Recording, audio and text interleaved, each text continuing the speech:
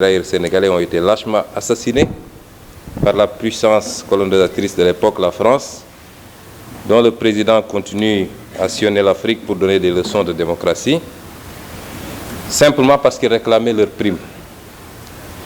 73 ans plus tard, est-ce que votre gouvernement serait prêt à abréger la controverse sur le nombre réel des tirailleurs sénégalais en procédant à l'exhumation et à l'inventaire des corps ensevelis dans des fosses communes, dont l'une au moins a été située dans le camp de Thiaroye actuel, ce qui permettrait de les doter de sépultures décentes, de les réhabiliter leur mémoire avec la révision du procès unique qui a été fait aux survivants, mais également de réhabiliter matériellement leurs héritiers qui ont été spoliés de leur solde. La deuxième question, c'est que la presse a rapporté que le président Hollande aurait remis à son homologue sénégalais l'intégralité sous forme numérisée des archives administratives françaises relatives à cette affaire. Peut-on savoir si celles-ci sont complètes et quand est-ce qu'on pourrait les consulter? Monsieur le ministre, je vous avais interpellé en commission technique sur l'impartialité ou la partialité de la justice dans le traitement des dossiers lorsque ça concerne des acteurs politiques.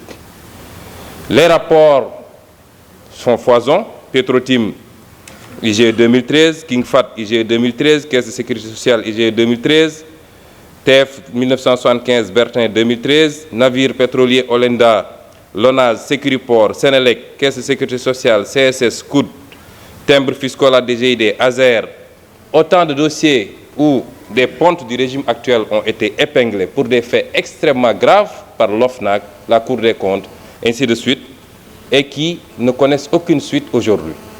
Si je reviens, c'est que votre réponse ne m'avait pas satisfait parce que vous nous aviez dit simplement qu'à votre arrivée au ministère, vous n'avez trouvé aucun dossier, c'était transmis.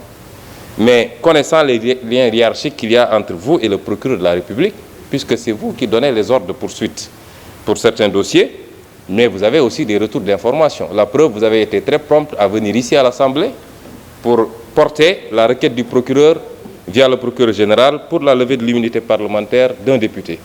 Alors, nous souhaiterions savoir quel traitement est apporté à ces dossiers-là. Nous ne vous demandons pas de répondre, de parler de dossiers en cours de traitement judiciaire dans le fond. Mais ce que vous avez fait, ce qu'on vous avez demandé lors de la commission technique sur l'affaire Khalifa Sall, par exemple, c'était sur la question de l'immunité. Aujourd'hui, les Sénégalais s'interrogent. Depuis la CREI jusqu'à présent, c'est un seul bord politique. Et nous savons très bien que si la CREI avait été appliquée de manière impartiale, évidemment, beaucoup de gens qui dandinent aujourd'hui dans le régime auraient été en prison.